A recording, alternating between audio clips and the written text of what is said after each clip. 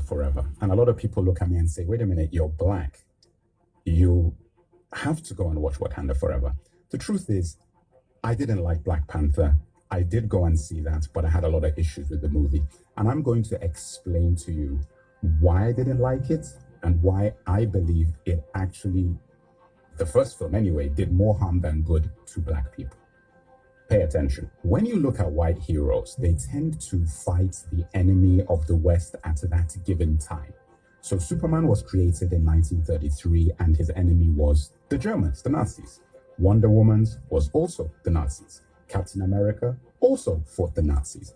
Iron Man fought a proxy for Al-Qaeda or Islamic terrorists. Now, the X-Men was a little bit different. They were actually an allegory for civil rights, but without the heroes actually being black. Because a lot of people say that Professor X and Magneto were basically Professor X's MLK and Magneto is Malcolm X in that universe. But it was just sort of weird that they used that as a template, but the actual heroes themselves weren't black. Black Panther is supposed to be an African hero, but he wasn't fighting the enemies of Africa.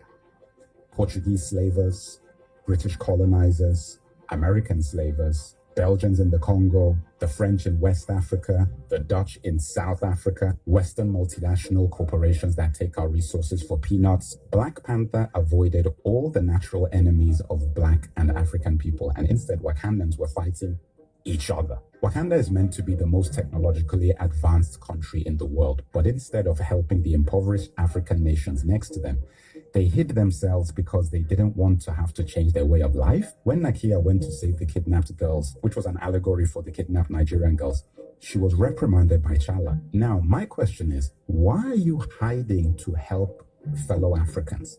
When Superman or X-Men or any of these other heroes help people, they do it in broad daylight and they act as a deterrent to the bad guys. Basically like, hey, we're here to protect these people, so if you come, you're going to have to deal with us. But when black people have a hero, they hide. Why exactly isn't Nakia allowed to help Africans openly? Wakanda has medical tech that can cure a spinal injury in 24 hours, which Shuri does for the CIA agent, that Ross dude. But you guys can't help Africa eradicate typhoid, HIV, sickle cell, yellow fever, and the multitude of other diseases that are killing millions of Africans for the decades that we've been dealing with. You guys have all seen the UNICEF, the Red Cross commercials, and all these things. You're seeing those images being pumped out about Black African people, but we have an African hero who his country have this tech, and you're not going to cure those diseases forever?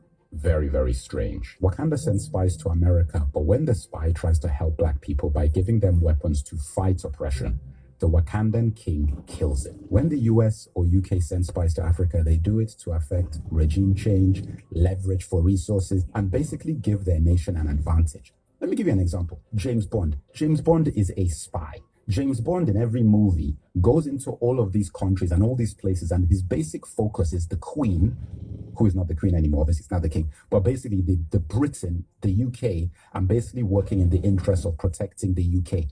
He kills people, for goodness sake. He has a license to kill. That's what 007 means. But when Wakanda have spies, they can't do anything. That's the point of spies. But the Wakandan spies, the black spies, they are supposed to just spy. Killmonger gets created out of this situation. And rightly, he hates Wakanda. He's the only character focused solely on black people. And he gets depicted as a murderous terrorist.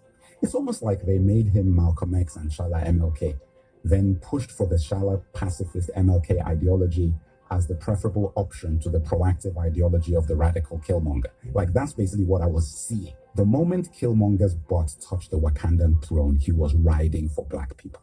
And very quickly, he was killed, but not before he gives one of the best speeches you'll ever hear. So anyway, that's actually, it's worth watching the movie just to see Killmonger's speech before he dies. It's as if they put all the positive ideas of black empowerment into him so they could kill him and thus symbolically kill the ideas that he had, essentially telling black people that this is not how you get ahead.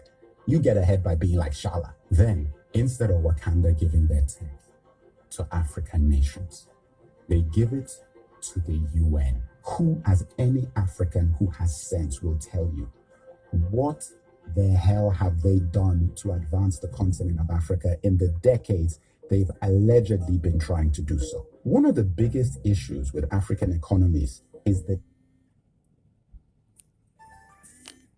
they have the most valuable mineral on earth, vibranium. Why don't they pay off all of Africa's debt with a tiny bit of vibranium and then create a single African currency backed by vibranium, which could go against fiat money, which is what the West uses, which is backed by nothing?